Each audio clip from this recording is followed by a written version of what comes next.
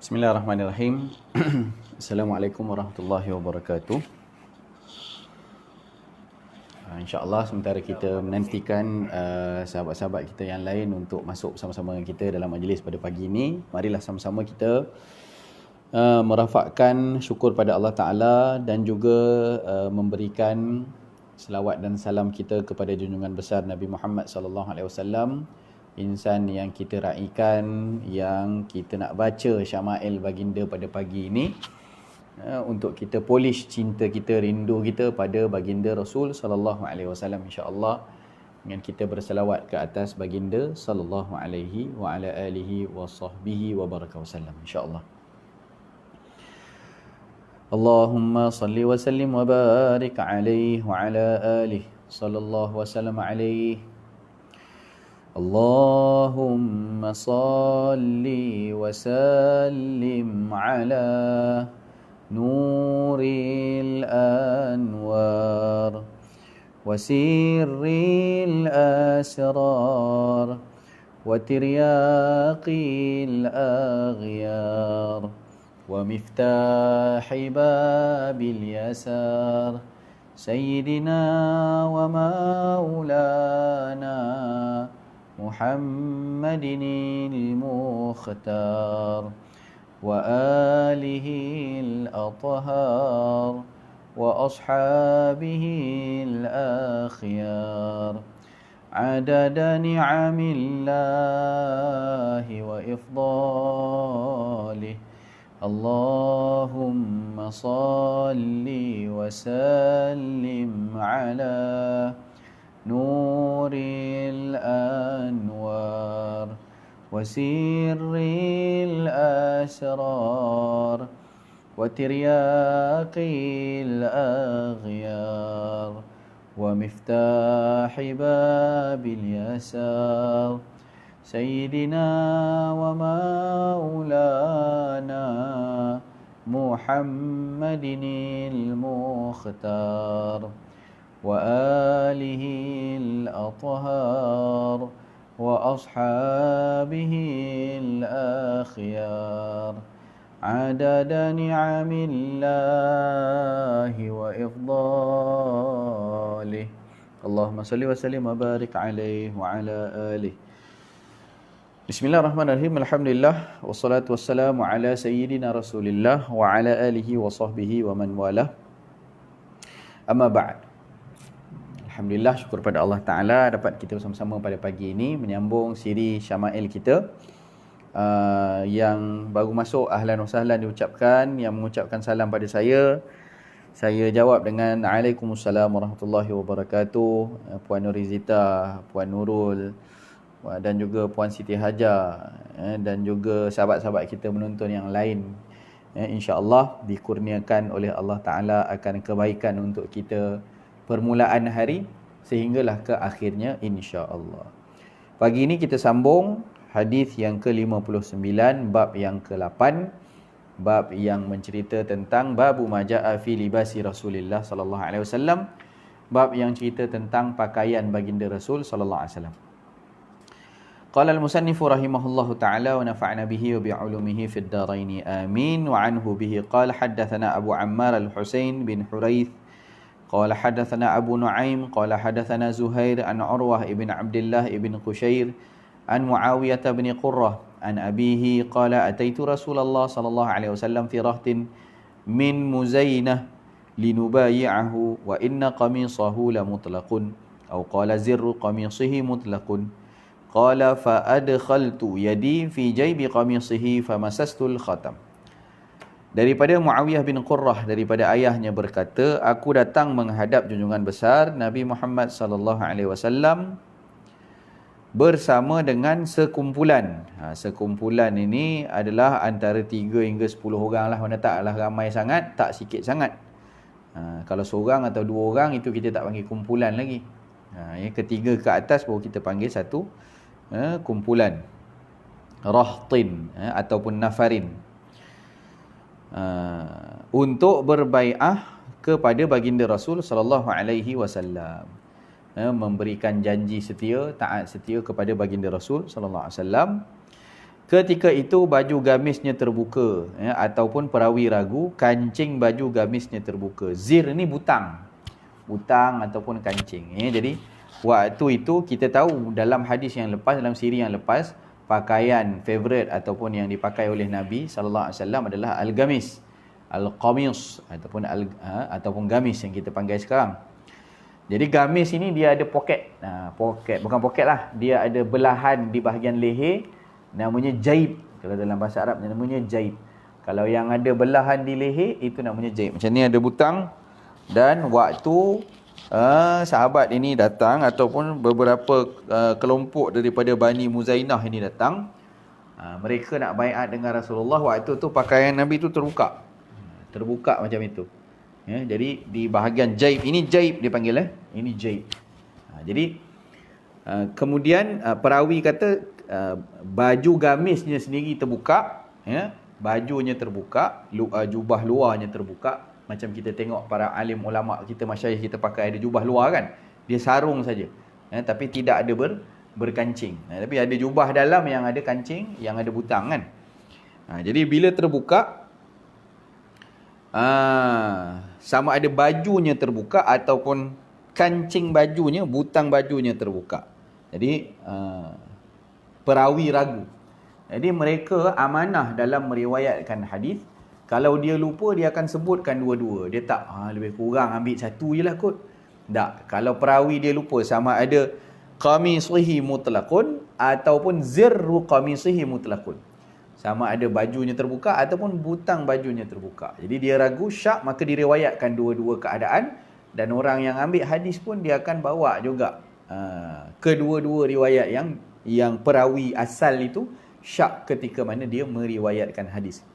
Macam satu hadis sahih menyebutkan, ya, keadaan ahwal orang dalam kubur.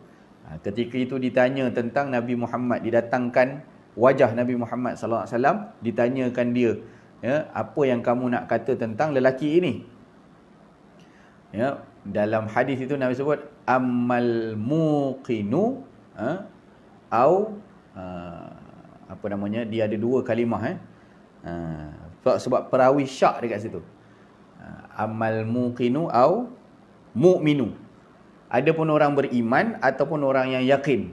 Orang beriman atau orang yang yakin. Dia tak jelas yang mana satu yang dia dengar daripada baginda Rasul sallallahu alaihi wasallam. Muqinu ke mu'minu? Bunyinya dekat-dekat. Tapi dalam hadis yang diriwayatkan oleh sahabat ni dimasukkan dua-dua sekali. Muqinu awil mu'minu. Supaya apa? Supaya itu amanah kepada ilmu. Baik. Yang baru masuk, ahlan wa sahlan. Yang mengucapkan salam pada saya, Waalaikumsalam warahmatullahi wabarakatuh.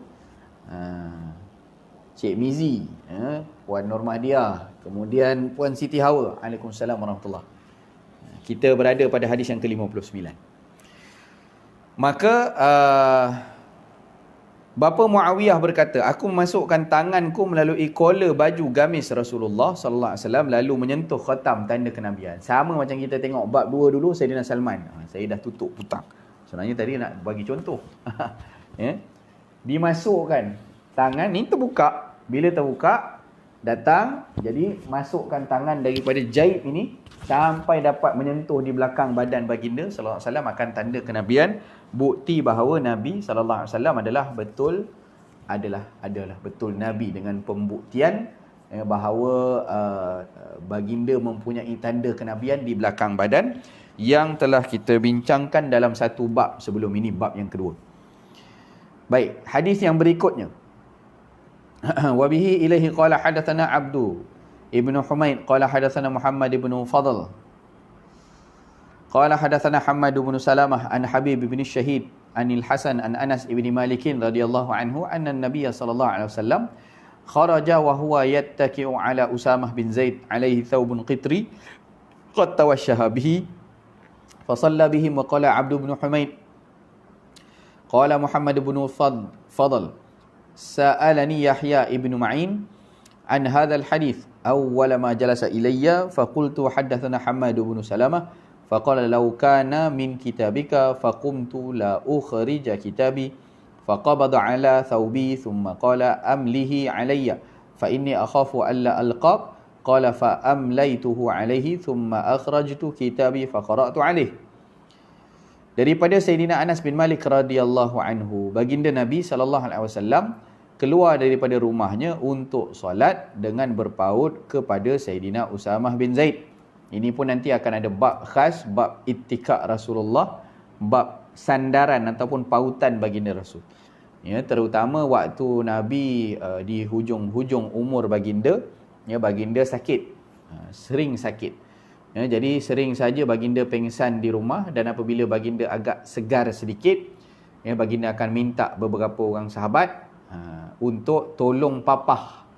Istilah dia papah lah, ya, berpaut pada Usamah bin Zaid. Siapa dia Usamah bin Zaid? Cucu angkat baginda Rasul sallallahu alaihi wasallam, anak Sayyidina Zaid bin Thabit.